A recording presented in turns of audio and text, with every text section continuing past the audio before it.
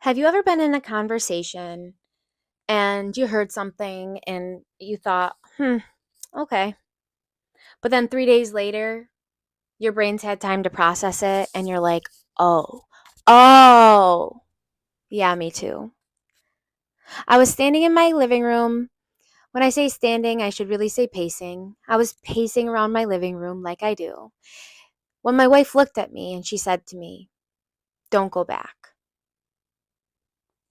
What? The Eras Tour was playing in the background for the second time that night. And my house was perfectly clean. We had my amber and saffron hyperfixation candles lit, and it was a vibe. My wife's looking at me. She had this look in her eyes. Half of it was just love, and half of it was, Shelby, you know what you have to do. Technically, she was talking about my nursing job. But I know that what she meant was that I needed to start choosing myself and that I needed to stop abandoning myself. We all have that moment where someone basically holds up a mirror and says, you don't have to keep losing yourself for this. You're allowed to want more. You're allowed to walk away. And when you do, everything starts to change. That was the night that flipped the switch for me. Daisy Jones and the Six reference, if you know, you know. But now, I'm done with survival mode. These last 6 months, listen, I am protecting my peace at all costs. I am protecting my peace like my sanity depends on it because it literally does. It does. I want to welcome you all to Too Delusional for the Group Chat podcast, where confidence takes the lead, chaos keeps it interesting, and clarity shows up, but sometimes fashionably late. This is for the ones who've ever been told you're too much. This is for the dreamers who scare other people because of how big they can dream. And this is for anyone who's lost themselves and is finally ready to find their way back home. I'm Shelby McMaster, former pediatric ER nurse turned podcast host, writer, speaker, and your ever so slightly delusional bestie. This is where we rewrite our self-worth stories with self-love, self-respect, and self-care. This is where we dream bigger than what other people deem reasonable. And this is where we take our main character energy all the way up to the life that we actually want to live. Before that living room moment, my life was a loop. Work, sleep, repeat. I ate maybe one meal a day, drank a ton of caffeine,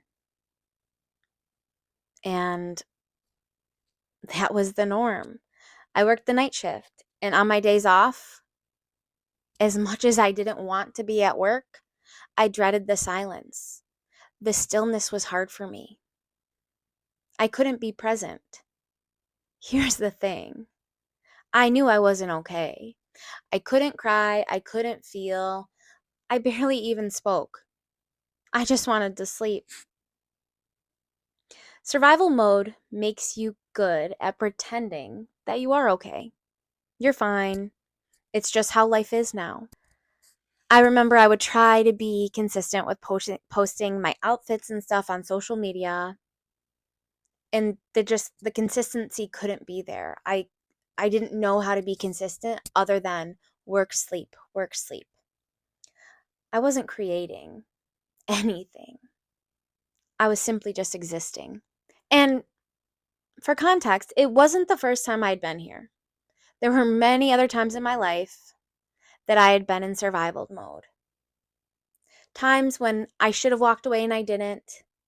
Or if I did walk away, I would go back because it felt safer than the unknown that I was experiencing. And every time I did that, a piece of me broke a little bit more. Going back never fixed what was broken or what felt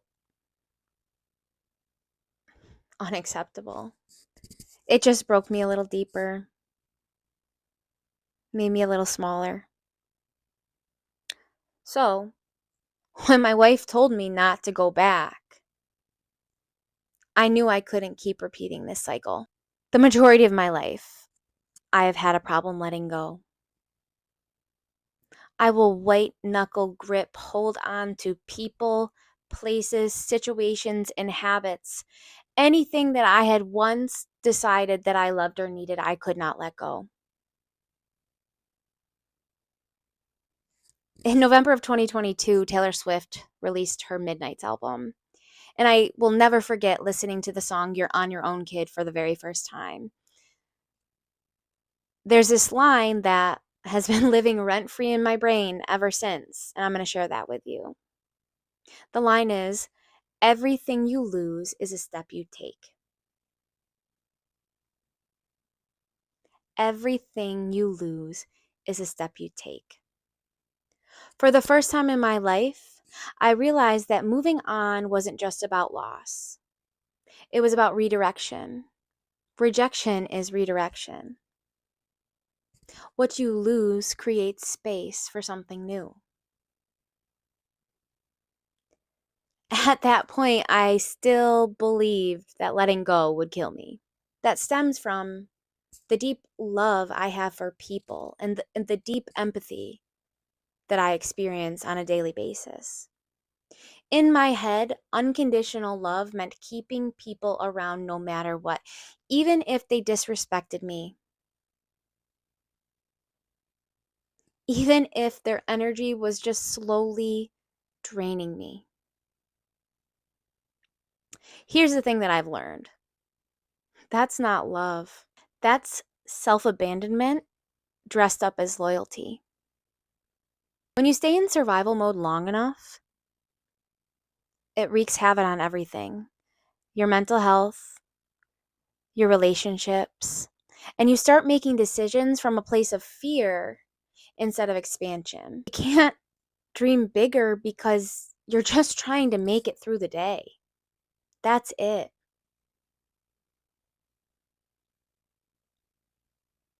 I didn't learn to let things go overnight. It's been a really slow burn over the past 3 years or so. Many tiny moments I chose myself, tiny shifts where I did something different than I'd always done, and many hard goodbyes. Some goodbyes that have been left unsaid. Here's a side note that matters. When you've been told your entire life that you're too much, you're too loud, you're too dramatic, you learn to shrink. I used to edit myself constantly, pull back my ideas, pull back my excitement, swallow my reactions as best I could until they boiled over and they were explosive. Why? Because I thought that being liked was safer than being fully seen for who I was. But here's the truth. Shrinking yourself doesn't keep you safe. It's an illusion of safety. It keeps you stuck. It keeps you going back to the very places that taught you to be small in the first place. I want you to really sit with this for a second. What is something that you're still going back to that you've outgrown? Is it a relationship? Is it a job? Is it a habit?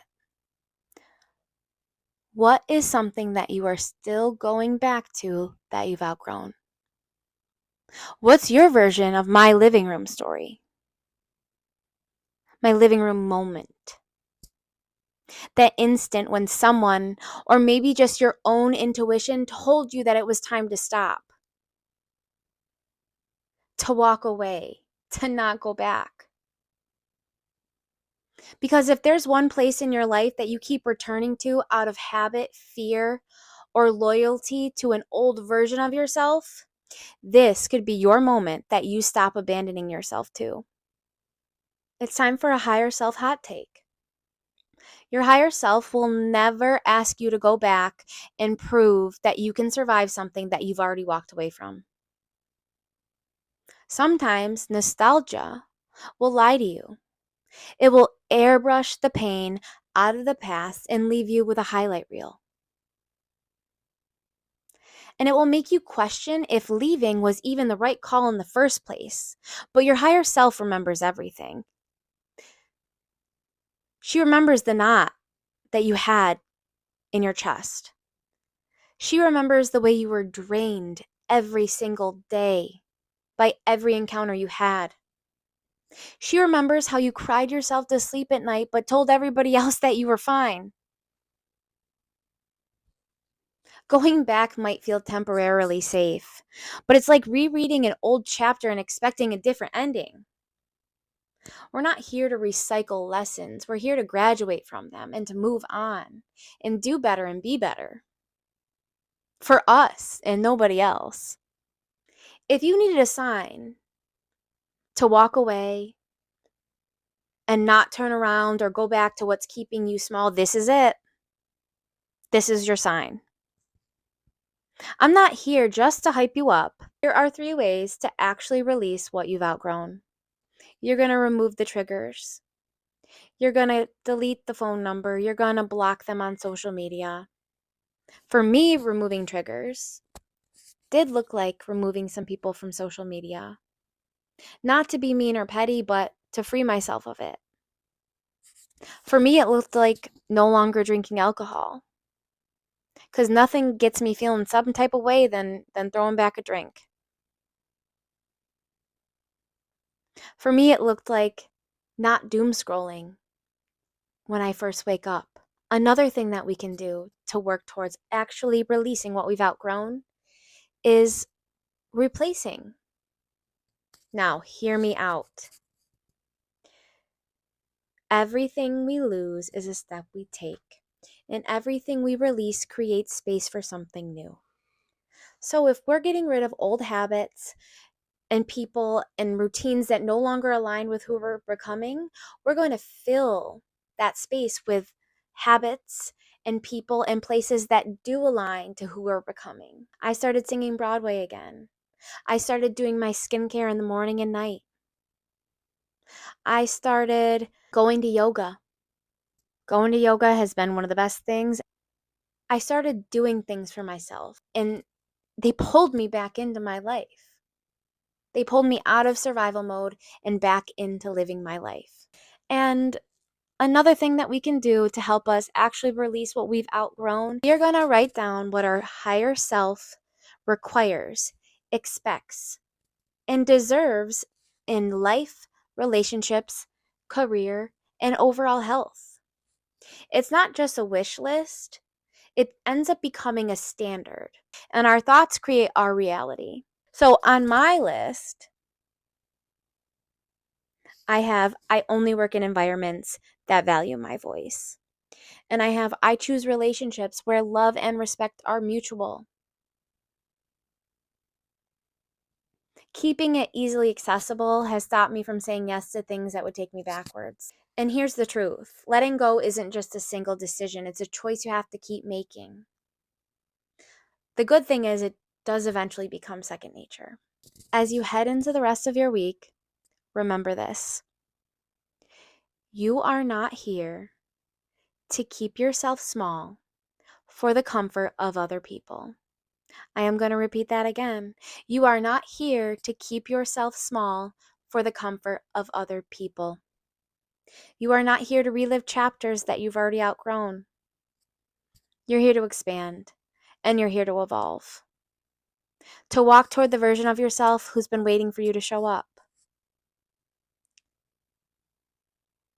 I'll see you next time on Too Delusional for the Group Chat podcast. In the meantime, stay confident, stay a little chaotic, and trust that clarity will always show up, even fashionably late.